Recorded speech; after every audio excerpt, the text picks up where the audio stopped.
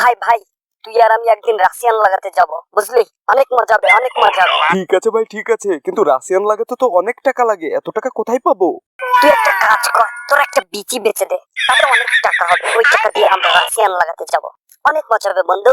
কাট হারামিচোদা বোকাচোদা বন্ধু। বোকাচোদা, তুমি আমার গাড় মেরে খুদ খাওয়ার ধান্দা করছো? বন্ধু, কিছু পেতে হলে তো কিছু দিতে হয়। Hello sir, I am mister Pachu. আমাকে দেখলে জনগণ করে কাচু মাচু। স্যার, আমি সাটাভাঙা নিউজ থেকে আসছি। বর্তমান সমাজে যৌতুক প্রথা নিয়ে কিছু আলোচনা করতে চাই। আরে ভাই, সেটা ভাঙা নিউজে কি আমাদের দেখা যাবে? আরে শুধু আপনি কেন, আপনার বিচিও দেখা যাবে। স্যার, আমি যৌতুক নিয়ে জনমত গড়ে তুলছি। আপনি কি আপনার মূল্যবান মতামত দেবেন? আরে বাড়া হ্যাঁ রে বাড়া হ্যাঁ, কেন দেবো না? বলুন আপনি যৌতুক নিয়ে কি জানতে চান। তাহলে প্রথমেই আপনার কাছে আসি। দয়া করে আমাদের জনগণকে জানাবেন, আপনি কি যৌতুকের পক্ষে না বিপক্ষে? আমি ভাই সর্বদাই যৌতুকের বিপক্ষে। যৌতুক নেওয়া কখনোই ঠিক না, তবে একটা কথা আছে। কি কথা স্যার? ধরেন বিয়েতে আমার শ্বশুর তার মেয়েকে একটা বাড়ি গিফট করলো, তাহলে ওই বাড়িতে থাকবে কে? তার মেয়েই থাকবে। আমি আর কি ভাই, আমি তো অফিস চলে যাব, বলেন ঠিক কিনা? একদম হক কথা স্যার।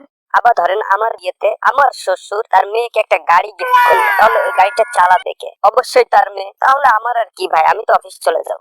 ঠিক ঠিক, একদম ঠিক স্যার। এবার ধরেন আমার বিয়েতে আমার শ্বশুর তার মেয়েকে একটা এসি গিফট করলো, তাহলে ঠান্ডা ঠান্ডা হাওয়া খাবে কে? অবভিয়াসলি তার মেয়ে। আমার আর কি ভাই, আমি তো অফিস চলে যাব। কথা তো রাইট আছে স্যার। এবার ধরেন আমার বিয়েতে আমার শ্বশুর তার মেয়েকে একটা ফ্রিজ গিফট করলো, তাহলে গরমে ঠান্ডা পানি কে খাবে? অবশ্যই তার মেয়ে। আমার আর কি ভাই, আমি তো অফিস চলে যাব। আপনার কথা লজিক আছে ভাই। এবার মনে করুন আমার বিয়েতে আমার শ্বশুর তার মেয়েকে একটা খাট গিফট করলো, তাহলে ওই খাটে কে শোবে? অবশ্যই তার মেয়ে। আমার আর কি ভাই, আমি তো অফিস চলে যাব। বাহ বাহ, চমৎকার। তাহলে আপনি বলতে চাচ্ছেন আপনি যৌতুকের বিপক্ষে? যৌতুক নেওয়া কখনোই ঠিক না। একদম সত্য কথা, এসব যৌতুক নেওয়া কখনোই ঠিক নয়। শ্বশুর যদি ভালোবেসে কিছু দেয়, তাহলে সেগুলো তো তার মেয়েই ভোগ করবে। আমাদের আর কি ভাই, আমরা তো অফিস চলে যাব। ধন্যবাদ স্যার আপনার সুন্দর সেটাভাঙা মতামতের জন্য। ধন্যবাদ ভাই। এবার স্যার আপনার কাছে আসি। স্যার, আপনি কি যৌতুকের পক্ষে না বিপক্ষে? আমিও ভাই সেম যৌতুকের বিপক্ষে, তবে একটা আমারও কথা আছে। কি স্যার? বিয়েতে আমার শ্বশুর যদি তার মেয়েকে একটা খাট গিফট করে, তাহলে সেটা কে ঘুমাবে? অবশ্যই তার মেয়ে। আমার আর কি ভাই, আমি তো শুধু লাগাবো। বাত তো সেই স্যার। তাহলে শুনুন, লাগাতে লাগাতে যদি তার মেয়ের গরম লেগে যায়, তাহলে যদি আমার শ্বশুর একটা এসি গিফট করে দেয়, তাহলে এসিতে বাতাস কে খাবে ভাই? আপনার শ্বশুরের মেয়েই খাবে। এটাই তো বলছি ভাই, আমার আর কি, আমি তো শুধু লাগাবো। লাগাতে লাগাতে যদি তার মেয়ের পিপাসা লেগে যায়, এটা ভেবে যদি আমার শ্বশুর একটা ফ্রিজ গিফট করে দেয়, তাহলে ঠান্ডা জল তখন কে খাবে?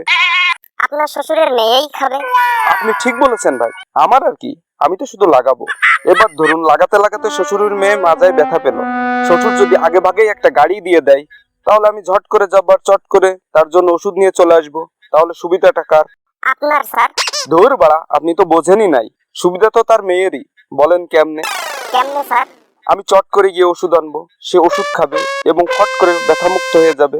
তার মেয়েরই তো ভালো হলো, তার মেয়েই তো ভালো থাকলো। তাহলে আমার আর কি ভাই, আমি তো শুধু লাগাবো। তাহলে স্যার আপনি বলতে চাচ্ছেন আপনি যৌতুকের বিপক্ষে? You are 100% right. আমি 100-300% যৌতুকের বিপক্ষে। আসলে সমাজের এখন খুব খারাপ অবস্থা ভাই। যৌতুক বাদে বিয়ে করতে শুধু আমি আর আমার বন্ধুই চাই। স্যার স্যার, আপনাদের মতন জামাই ঘরে ঘরে হোক। তবে স্যার একটা কথা, আপনার পেশা জীবনে কি করেন? উই আর ভেরি ব্যস্ত মানুষ। আমি টোটো কোম্পানির ম্যানেজার আর ও টোটো কোম্পানির ওনার। আপনাদের তো নিয়ে কেউ মেয়েই যেতে পারবে না। যৌতুক তো অনেক পরের কথা। এইসব কথা ফেলুন, যৌতুক মুক্ত সমাজ গড়ুন।